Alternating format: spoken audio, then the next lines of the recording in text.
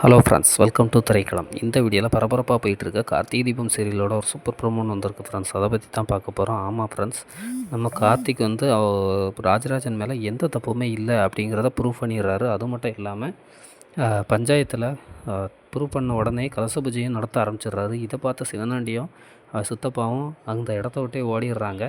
ஆனால் மயில் வாகனமும் என்ன பண்ணுறாரு அப்படின்னா, பார்வதியை நேராக சாமுண்டீஸ்வரிட்ட கூட்டிக்கிட்டு வராரு. சாமுண்டீஸ்வரிட்ட கூப்பிட்டு வந்தோடனே எதுக்காக அப்படின்னு பார்த்தீங்கன்னா, உன் மேலே எந்த தப்பும் இல்லைன்னு தெரிஞ்சால் நான் இன்னும் கண்டிப்பாக துபாய் கூப்பிட்டு போகிறேன் அப்படின்னு சொல்லிட்டு வாக்கு கொடுத்த நம்பி பார்வதியும் வந்துடுறாங்க. இங்கே சாமுண்டீஸ்வரிட்ட வந்து ராஜராஜனுக்கும் எனக்கும் எந்த சம்மந்தமும் இல்லை, அவர் மேலே நான் சொன்ன குற்றச்சாட்டு எல்லாமே பொய் தான் அப்படிங்கிற உண்மையை ஒத்துக்கிறாங்க.